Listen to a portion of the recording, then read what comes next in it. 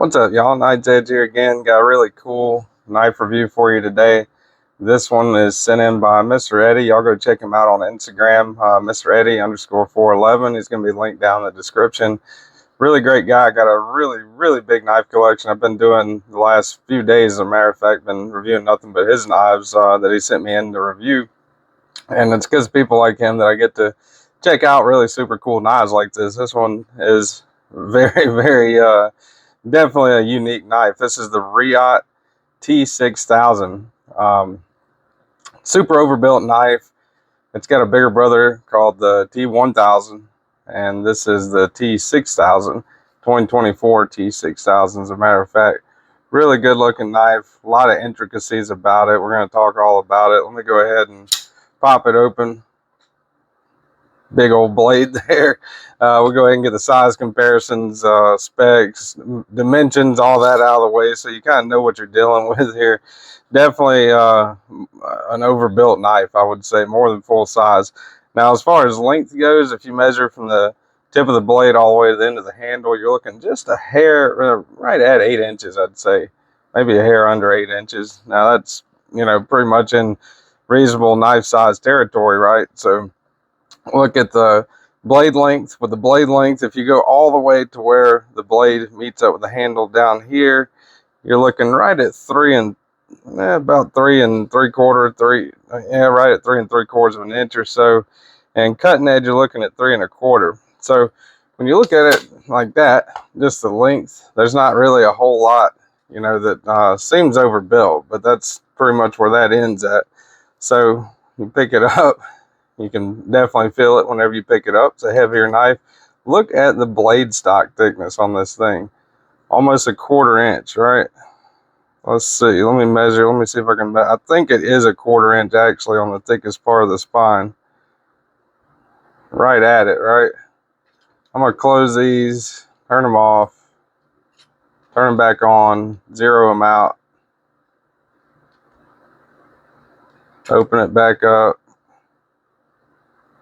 Yeah, right at 0.234, so that's like double the thickness of a pretty thick knife already, right?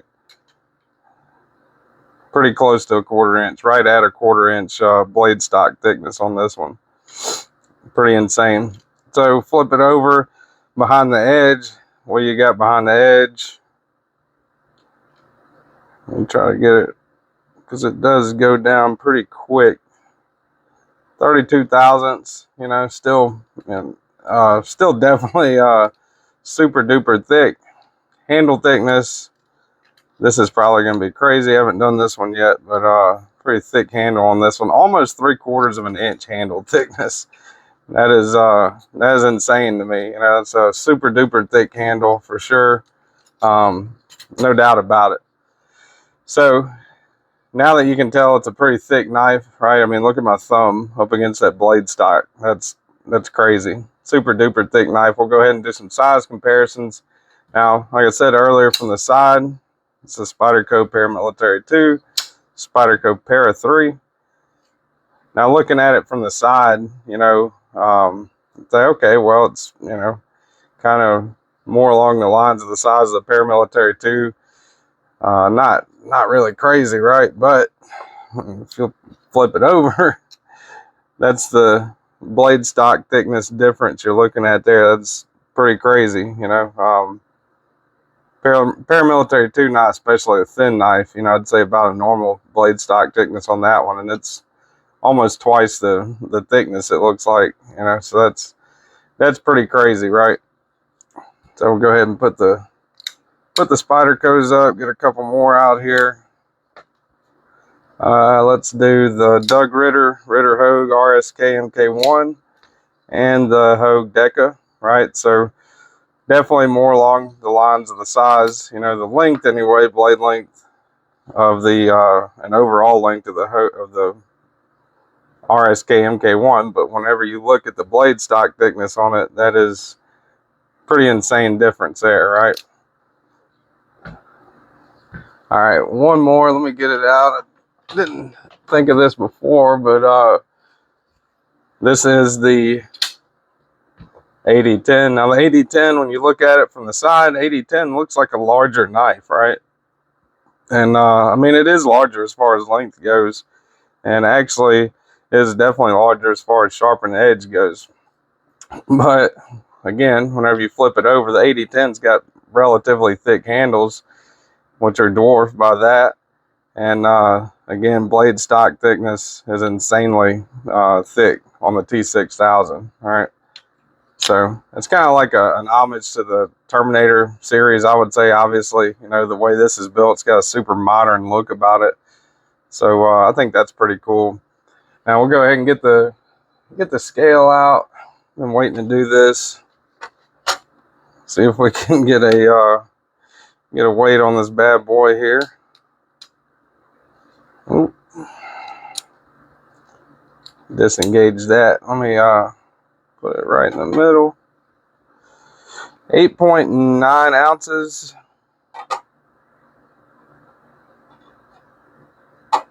8.9 ounces. Now the 8010 is, you know, what a lot of people would consider robust. Definitely full-size knife. You know, very few people I would think would argue that the 8010's, you know, not a full-size knife. I mean, a lot of people would say the 8010's like a ridiculously overbuilt knife. You know, it's coming in at 7.1, so almost 2 ounces lighter than the Reate T6000, which is pretty insane. You know, definitely a cumbersome object in the pocket for sure. I'll get the old blue jeans out here. It goes in and out of the pocket relatively easy. You do have a lot sticking out there, right? Pretty much what you're looking at there in the pocket. It's not an insanely deep knife, you know, when it's closed up. It's not like super long or anything like that, but you're definitely going to know you got something in the pocket, right? Because it is thick. For sure, the handle and the blade's thick. You do a size comparison side by side closed. This is the Paramilitary 2. You know, you can definitely tell it is a thicker knife. As far as length goes, not so much, right? As far as thickness goes and blade stock thickness, like you've seen earlier, definitely, right? So that's something else to keep in mind. I keep having to move and adjust it, and I'm going to tell you why here in just a second whenever I get to the locking mechanism and everything. But we'll go ahead and do a hardware check. Oop. It's running on bearings, by the way. Go ahead and put that out there before I forget. This is T8, I believe, right? Make sure I double check myself here. So that is a T8 on these body screws. That's a good thing, right? T8 on the screws that holds in this zirconian. This is a zirconian inlay. You know, that's definitely pretty cool. They could have opted with carbon fiber, but they don't really give a crap about weight, right? So they went with the zirconian on that, and that's pretty cool. A lot of hardware on this knife. You know, that is a downside, but one of the upsides, you know, if there is one about taking this huge knife apart, would be the hardware is all T8, right? So T8 body screws, T8 clip screws, T8 on the over travel stop right there. That's definitely all good things. And let's see, we'll double check the pivot. I think it's a T10. A T10 right there. And pivot's a T10, not a captive pivot. So it will turn and turn and turn. You know, if you turn one side, it will turn the other side. So that's not good. But a lot of hardware and not a captive pivot, so those are downsides about it hardware wise. You know, a lot to take apart, and also not a captive pivot. But the fact that they're not T6s and that's a T10 is a plus also. And the thumb stud, let me double check that, but I also think the thumb stud, yeah, thumb stud's removable, and it's a T8 if you want to take the thumb stud out, so that's a good thing. All right, all the specs out of the way. Let me show you what I keep doing with this thing. Now this, if you haven't seen it before, I think it's pretty neat. There's two bolts that go in right here. Whenever you push this up, those two bolts come out. Now when those two bolts are out, you can open and close it as you please, right? Flipper action. pretty good action, kind of heavy on the detent, in my opinion. But I said this is a brand new knife that Mr. Eddie sent me, so not a lot of opening and closing. You know, I did put just a little bit of KPL heavy on it, on the bearings, just to kind of try to make it a little easier to open and close, and that did help. You know, but you can definitely, once you flick it a few times, you know, kind of work it back and forth, you don't have to use any wrist, so that's good. You know, you can fail it for sure easy. You know, that was just with no effort there. But using, you know, your full index finger strength and flicking it open with the flipper, no problem at all. You can reverse flick it, but it's hard. You know, I'm not that bad, I don't think, at reverse flicking, and I'm still having issues. You know, you gotta try and kind of get in the fuller down there. Yeah, not really a reverse flicking knife. You know, not easy to do anyway. I'm sure, you know, I did it a couple of times earlier, but you know, I mean, others might find it easier than I do. But yeah, this is definitely meant to be actuated with that flipper tab. Really interesting grind on it. Deep hollow grind, compound grind, actually, I would say, right? So if I take a, let's see here, you get a straight edge. So if I take this, does it touch the flat? No, you got space there. So that is a pretty steep hollow grind, I would say, right there.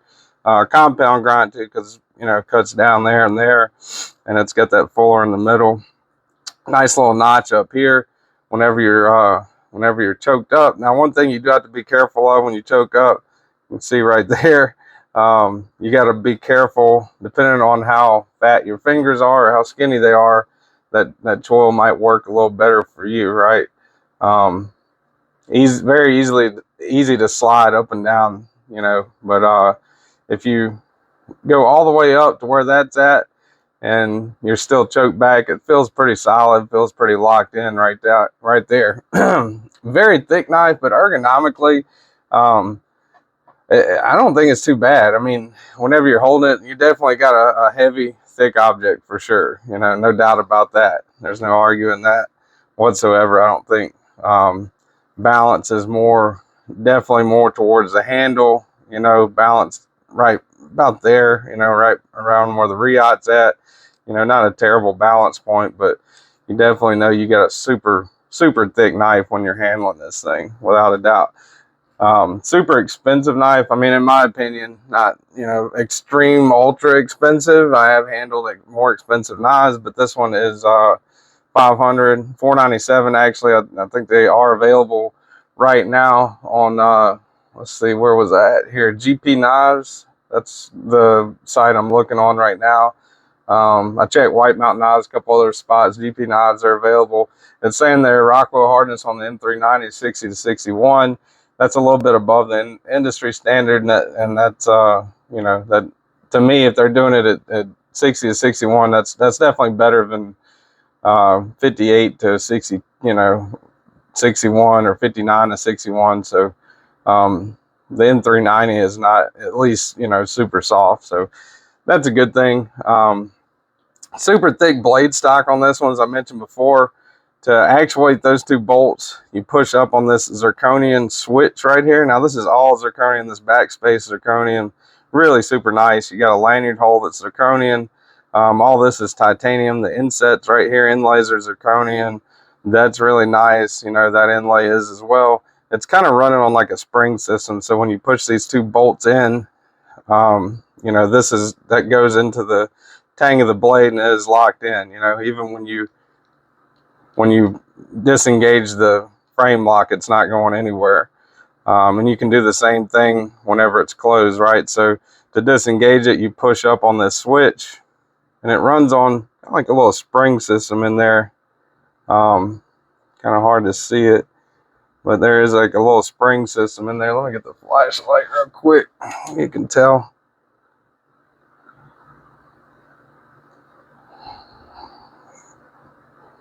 Look way up in there and tell. Now, this thing does have a ton of parts. I think I mentioned that earlier, but be mindful of that if you ever for some reason take it apart. So push this all the way up like that. It does push up and down pretty easy, and you can close the knife. And then while it's closed, if you want it locked closed, you close those. Those don't really shake open or close, so that's a good thing. And as you can tell, it's not going anywhere, right? So I push up on that, and those disengage again. I can flip it open, no problem. Now, one thing that I did find, which was a little bit annoying about it, other than the size and how cumbersome it is these do push in easy. Now, they don't shake in and out. They're not that loose, but if you set it down like that, sometimes you can find yourself like, see, that pushed in, right? So that's no longer so I got to disengage it. So that's one thing to keep in mind, especially if you got it in your pocket like that. There is a pretty good likelihood that those will, if it's sitting in your pocket, it'll be against your leg on this side and whatever. If you've got anything else or brush up against something, so when you pull it out, it won't. That's something you'll definitely have to check every time you pull it out. So something to keep in mind there for sure. Very well built knife, very overbuilt knife. Last thing I want to do, I'm going to get a piece of paper out here just to show you that it will slice. For being such a super thick, super overbuilt knife, it still will do some nice stuff. So, no issues there. Definitely will slice, without a doubt. It goes down to, what do we say, 32 thousandths. So that's not, by any means, definitely not a super thin edge, but it will definitely slice. It'll do knife stuff. It'll slice. Super robust, super overbuilt, and a lot of extra safety added with those bolts that go in on the side right there. So you got over travel stop. You got that. You got this over travel stop, one that looks like thumb studs that goes in right there. So you're super duper locked in. It's damn near a fixed blade whenever it's open like that. You could probably put a screw or something else right there, I'm sure, to help with that too if you wanted to. So definitely a super secure locked up knife, 100%. Really complicated to take apart. The way it looks to me, looks like a lot of parts. I'm sure it's not impossible, but just have good tools and kind of a lot of time on your hands, I guess, if you want to take this thing apart. So this thing has some super duper good details in these handle scales. I think the chamfering, the milling, they are milled out. I think it's really cool how you can see straight through it. So you can see the blade in and out, like going in and out like that. That's pretty neat. It's just got a super futuristic, really neat look to it, and a pretty cool blade shape. Just got to be careful right there with that. That's not a full finger choil. For some people it might be. For me, it's not. So that's something else to keep in mind right there. M39 on the blade too. I don't know if I mentioned that or not. Fairly decent action, running on bearings.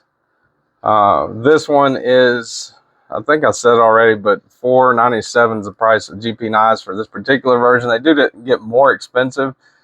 This one is the one with titanium handles, and there's a zirconian switch, zirconian inset, milled titanium pocket clip.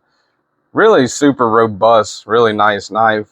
I wouldn't recommend it just because of the fact that it is it's $500, but also the fact that it's not as functional, as I would like for $500. It is still very functional, very strong knife for sure, but the fact that it's, the heaviness of it really kind of distracts that from me. So I would not recommend this one. And plus, one of the main things, to be honest with you, and people have different opinions about this, I'm sure, just like everything else, but to me, I don't really care for the bolt thing too much. It is good, it's interesting for sure and innovative to be able to do that.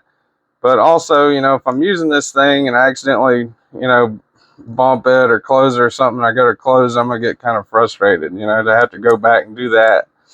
And also, if I have it in my pocket sitting like that, and that happens to bump against something or whatever, you know, it's going to be frustrating to try to open it and it doesn't open, right? So something to keep in mind there too. But really well put together, really nice fit and finish, great great quality, and craftsmanship I think has went into making this knife. So big shout out to Mr. Eddie again for letting me borrow this thing, and definitely appreciate it. Big shout out to you guys for watching. Appreciate everyone that's liked the video, subscribed to the channel. It means a lot, and I will definitely have more of it coming. And I appreciate everyone who has been here for this crazy ride so far. Until the next time, I'll see you when I see you later.